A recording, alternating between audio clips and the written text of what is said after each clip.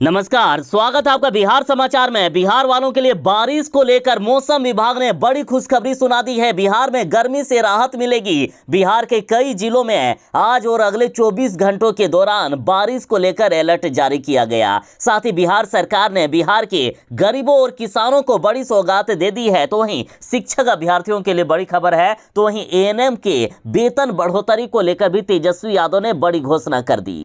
तो आज की बिहार की बड़ी और काम की खबरों पर चर्चा करेंगे। वीडियो में हमारे साथ अंत तक बने रहें और वीडियो अगर अच्छी लगे तो एक लाइक अवश्य कर दीजिएगा वीडियो को।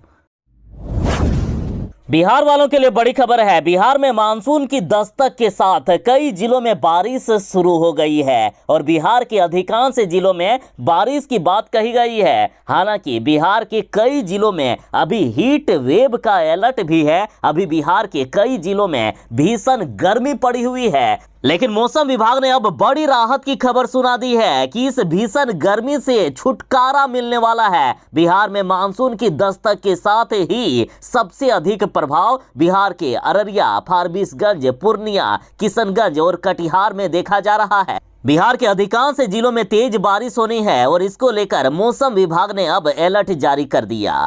देखिए, बिहार में दक्षिण पश्चिम मानसून की प्रगति की स्थिति का पूरा मैप जारी करते हुए मौसम विभाग का कहना है कि बिहार के 18 जिलों में बारिश का अलर्ट है और पटना के लिए खबर है कि पटना में अभी मानसून के लिए थोड़ा इंतजार करना होगा। अगले 48 घंटों के बाद पटना में बारिश होने की संभावना है। साथ ही मौसम विभाग ने कहा है कि अगले 24 घंटों के दौरान बिहार के इन 18 जिलों में बारिश होगी और ये जिले हैं पूर्वी चंपारण, पश्चिमी चंपारण, सारण, गोपालगंज, सीतामढ़ी, मधुबनी, मुजफ्फरपुर, दरभंगा, वैशाली, शिवहर, समस्तीपुर, सुपौल, अररिया, किशनगंज, मधेपुरा, सहरसा, पूर्णिया और कटिहार। यहाँ मेघ गर्जन, वज्रपात के साथ बारिश का अलर्ट जारी किया गया है।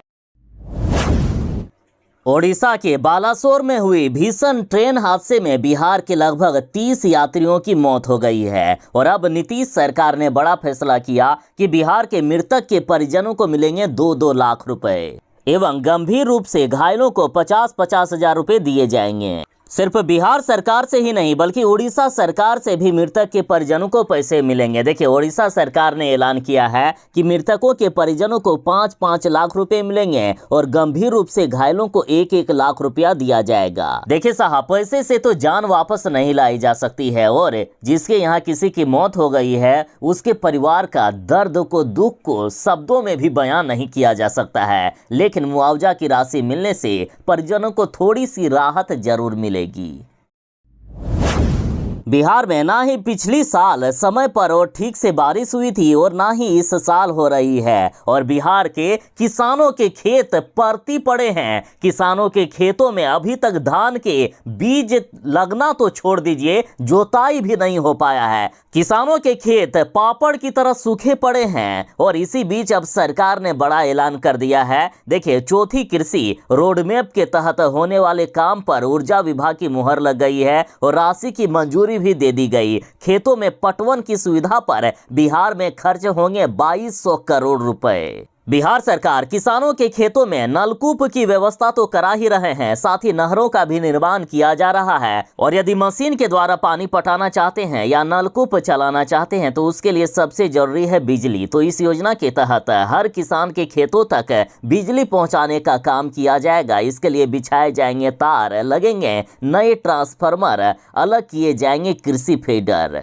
सरकार 2200 करोड़ रुपए खर्च कर रही है। चौथी कृषि रोडमैप के तहत विभाग ने इस पैसे से किसानों को नए कनेक्शन देने के साथ साथ तार, पोल आदि लगाने का भी निर्णय लिया है और इसके तहत 11 केवी डेडिकेटेड कृषि फीडर बनाए जाएंगे, हजारों नए ट्रांसफार्मर लगाए जाएंगे, खेतों तक बिजली की सुविधा उपलब्ध कराने के लिए तार बिछाए जाएंगे और कंपनी ने अब तक 2,75,000 से भी अधिक किसानों को कनेक्शन दे दिया है। चौथे कृषि रोडमैप में 4,80,000 नए कनेक्शन और दिए जाएंगे और किसानों के लिए बड़ी खुशखबरी दे दी गई है कि कनेक्शन देने के मद में किसानों से एक भी पैसा सरकार नहीं लेगी।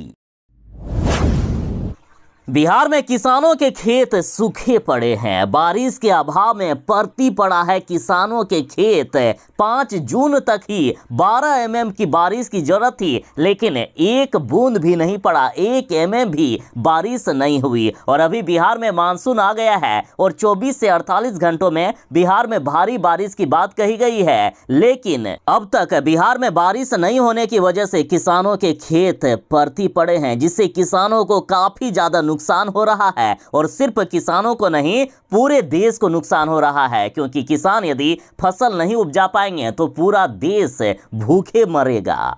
और सरकार से अनुरोध है कि सिर्फ भगवान या खुदा के भरोसे रहने से नहीं होगा साहब। आपने किसानों के खेतों तक पानी पहुंचाने के लिए जो जो योजनाएं बनाई है वो भ्रष्टाचार की भेंट नहीं चढ़ना चाहिए। किसानों के खेत तक पानी पहुंचेगा तभी ये अन्नदाता अन्न उपजा पाएंगे और सिर्फ बिहार ही नहीं बल्कि पूरे देश का पेट भर सकेंगे। देखिए, बिहार में हालात इतनी खराब है कि 80% खेतों में नहीं डाले गए हैं धान के बीज या धान के बिचड़े। बिहार में बारिश नहीं होने से धान की खेती प्रभावित होने की संभावना है। सरकार ने किसानों के खेत तक पानी पहुंचाने का वादा किया था, लेकिन किसानों के खेत में पानी तो छोड़ दीजिए, सरकार का कोई लोग भी नहीं पहुंचता है देखने के लिए। पूरे बिहार में लगभग 35 लाख हेक्टेयर क्षेत्र में धान की खेती होनी थी। किसानों का कहना है कि जहां धान के बिचड़े यदि डाले भी गए हैं तो वे भी सूख रहे हैं, वे भी पीले पड़ने लगे हैं। यदि बारिश नहीं हुई तो सारे के सारे खराब हो जाएंगे। पूरे बिहार में भूखमरी की स्थिति उत्पन्न हो सकती है। अतः साहब, किसानों पर ध्यान दीजिए। चाहे आप लोग कहीं भी भ्रष्टाचार करें, लेकिन किसानों के लिए जो योजनाएं बनाई गई है और जो बजट पास हुआ है उसमें भ्रष्टाचार नहीं होना चाहिए। कुछ दिन पहले ही मुख्यमंत्री नीतीश कुमार जी ने निर्देश जारी किया है कि बिहार की संपत्ति की बर्बादी नहीं होना चाहिए। बिहार में चाहे सड़क का निर्माण हो, भवन का निर्माण हो, पुल पुलिये का निर्माण हो, सभी का मेंटेनेंस करने के लिए जितनी भी बहालियां करनी पड़े आप कीजिए, लेकिन बिहार में जनता के पैसे से जो भी बनाया गया है उसका रखरखाव जरूरी है। और अब बड़ी खबर आ रही है कि बिहार सरकार अब बांध का निर्माण नहीं बल्कि चूहे को पकड़ने का काम करेगी। और चूहों को पकड़ने के लिए शायद मुख्यमंत्री नीतीश कुमार जी बड़ी संख्या में बहाली करेंगे, क्योंकि बिहार में बांध अचानक से नहीं टूटता है बल्कि चूहे काट देते हैं, चूहे बार बार तोड़ देते हैं। और देखिए, खबर है कि गंडक नदी का बांध टूट गया, 800 एकड़ में पानी फैल गया, कई घरों को तबाह कर दिया गया है। कई घरों में पानी फैल जाने से लोगों को काफी समस्या हुई। साथ ही किसानों के जो इतनी मेहनत से फसल उपजाए हुए थे वो भी सारे बर्बाद हो गए। कुछ खेतों में धान के बिचड़े भी लगे हुए थे, वो भी सारे के सारे बह गए। और इतना कुछ हो गया और बिहार के नहर विभाग के अफसर कह रहे हैं कि हमने कुछ नहीं किया है बल्कि चूहों ने सब कारनामा किया, चूहों ने बांध को कुतर दिया, चूहों ने बांध तोड़ा है। तो मुख्यमंत्री जी, अब क्या करोगे आप? क्या आप चूहों को पकड़ने के लिए बहाली करोगे? मतलब हद है साहब। यदि भ्रष्टाचार भी करना है तो एक लिमिट में किया जाता है ना। कभी आप लोग कहते हो कि लाखों लीटर शराब चूहों ने पी लिया और अब हर एक बांध को चूहे तोड़ने लगे हैं। देखिए, सिवान से खबर है कि लकड़ीनबीगंज प्रखंड के खवासपुर गांव में गुरुवार की सुबह करीब 5 बजे अचानक गंडक नहर का पानी गांव में प्रवेश कर गया। कुछ ही समय में पूरा का पूरा गांव जलमग्न हो गया और करीब 2 दर्जन से भी अधिक घरों में पानी घुस गया। लोग सुरक्षित स्थान की ओर भागने लगे। पूरे गांव में भगदड़ मच गई। करीब 800 एकड़ भूमि जलमग्न हो गई। और इस पर नहर विभाग के अफसरों ने तर्क दिया कि चूहों ने कुतर दिया बांध, इसीलिए बांध टूट गया। तेजस्वी यादव ने एएनएम नर्सों को बड़ी सौगात दे दी है। देखिए, बिहार के स्वास्थ्य मंत्री तेजस्वी यादव ने कहा कि इनका नियुक्ति प्राधिकार जो पहले सीएस हुआ करते थे अब विभाग के निदेशक प्रमुख यानी नर्सिंग स्वास्थ्य निदेशालय बिहार होंगे। एएनएम का संवर्ग पहले जिला स्तरीय था जो कि अब राज्य स्तरीय कर दिया गया है। मतलब बिहार के किसी भी जिले में ये लोग चाहे अपना ट्रांसफर करवा सकते हैं। साथ ही एएनएम की भर्ती अब तकनीकी सेवा आयोग के अनुशंसा के आधार पर होगी। साथ ही कहा गया कि एएनएम का स्थानांतरण मंत्रिमंडल सचिवालय विभाग बिहार सरकार के द्वारा होगा और अब एएनएम का पदस्थापन गृह जिला अथवा आसपास के जिलों में ये लोग जहां चाहे वहां करवा सकते हैं। तो वहीं तेजस्वी यादव ने यह भी संकेत दे दिया है कि एएनएम नर्सों को जो अभी मानदेय दिया जाता है उसे भी कुछ बढ़ाया जाएगा। तेजस्वी यादव ने बड़ी घोषणा कर दी है। तेजस्वी यादव ने कहा कि ग्रामीण कार्य विभाग के अंतर्गत 6,680 करोड़ 67 लाख रुपए की लागत की 5,061 योजनाओं का शिलान्यास, कार्यारंभ एवं उद्घाटन किया गया। साथ ही तेजस्वी यादव बोले कि बिहार में 1,12,000 किलोमीटर ग्रामीण सड़कों का निर्माण हो चुका है तथा मार्च 2024 तक 8,000 किलोमीटर ग्रामीण सड़कों का निर्माण करने का भी लक्ष्य है, जिसे हम जल्द ही पूरा करेंगे। बिहार में इस बार 4 वर्षीय स्नातक कोर्स का फैसला लिया गया था कि अब जो ग्रेजुएशन होगा उसमें 4 साल कंप्लीट होने में लगेंगे, लेकिन अब बिहार सरकार ही नहीं चाहती है कि हमारे राज्य में स्नातक का कोर्स 4 वर्षीय का होना चाहिए और इसके लिए बिहार सरकार ने पुनर्विचार करने का फैसला लिया है। देखिए, शिक्षा विभाग के अपर मुख्य सचिव के पाठक ने राजभवन को चिट्ठी लिखकर कहा है कि प्रदेश के विश्वविद्यालयों में समुचित इंफ्रास्ट्रक्चर और शिक्षक नहीं है। बिहार में जो 3 वर्षीय कोर्स होता है उसे ही पूरा करने में 4 वर्ष का समय लग जाता है और ऐसे में हमारे राज्य में यदि 4 वर्षीय स्नातक कोर्स का फैसला लिया गया तो ये कॉलेजों की क्षमता से बाहर होगा और ऐसे में राज्य सरकार इस कार्यक्रम का समर्थन नहीं करती है। सीधा सीधी शिक्षा विभाग का कहना है कि हमारे राज्य में नहीं होना चाहिए 4 वर्षीय स्नातक का कोर्स और इसके लिए राजभवन को चिट्ठी लिखी गई है। अब राजभवन से क्या जवाब आता है उसके बाद ही फैसला होगा कि बिहार में 3 वर्षीय स्नातक का कोर्स चलेगा या 4 वर्षीय।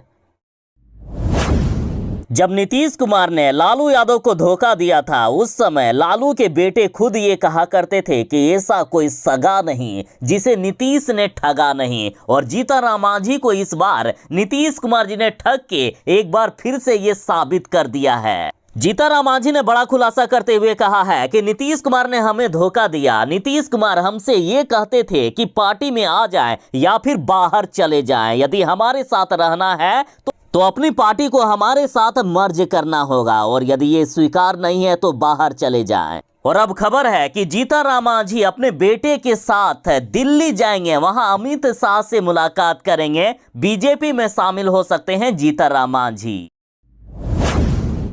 नीतीश कैबिनेट का विस्तार हो गया है। जदयू विधायक रत्नेश सदा ने ली मंत्री पद की शपथ। राज्यपाल ने इन्हें मंत्री पद की शपथ दिलाई और इस मौके पर नीतीश कुमार समेत पूरा महागठबंधन के तमाम बड़े नेता मंत्री मौजूद रहे। साथ ही शपथ से पहले रत्नेश सदा ने नीतीश कुमार जी के पैर छुए। जीतनराम मांझी के बेटे ने इस्तीफा दे दिया था और माना जा रहा है कि रत्नेश सदा को जीतनराम मांझी के बेटे संतोष सुमन का ही मंत्रिमंडल दिया जाएगा। रत्नेश सदा बिहार के जदयू महादलित प्रकोष्ठ के अध्यक्ष भी हैं। संतोष सुमन के इस्तीफे के बाद नीतीश नहीं चाहते थे कि उनके महादलित वोट बैंक में कोई असर पड़े और इसलिए नीतीश कुमार ने रत्नेश सदा को तुरंत कैबिनेट मंत्री बनाकर डैमेज कंट्रोल किया है।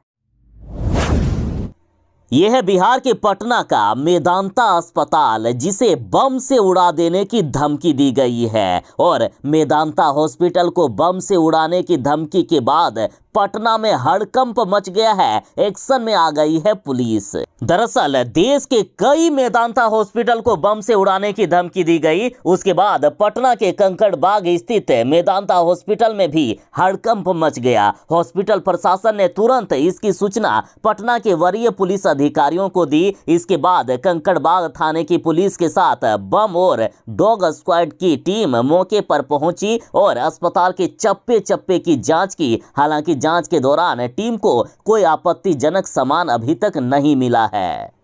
बम की सूचना मिलने के बाद अस्पताल में भर्ती मरीज और उनके परिजन काफी डर गए। हालांकि सभी को समझाया गया कि घबराने की कोई बात नहीं है, ये रूटीन चेकिंग है। बिहार की जनता तेजस्वी यादव से नफरत करने लगी है। तेजस्वी यादव के खिलाफ नारेबाजी करने लगी है। जगह जगह पर अब तेजस्वी यादव का भी विरोध होने लगा है। पहले नीतीश कुमार का विरोध होता था और अब इसी श्रेणी में तेजस्वी यादव भी आ गए हैं। और देखिए वैशाली से बड़ी खबर है कि गुजर रहा था तेजस्वी यादव का काफिला, लोग लगा रहे थे मोदी जिंदाबाद और जय श्री राम के नारे। देखिए तेजस्वी यादव के चुनावी क्षेत्र राधोपुर में उनके कार्यक्रम के दौरान खूब हंगामा हुआ। लोग तेजस्वी यादव के कार्यक्रम का विरोध कर रहे थे, तेजस्वी यादव मुर्दाबाद के नारे लगा रहे थे, साथ ही मोदी जिंदाबाद के नारे भी लगे। लोगों का आरोप है कि तेजस्वी यादव ने इस क्षेत्र के लिए कुछ नहीं किया है। जब इनका चुनावी क्षेत्र है तो तेजस्वी यादव को यहां ध्यान देना चाहिए, लेकिन एक बार चुनाव जीत जाने के बाद तेजस्वी यादव भूल ही जाते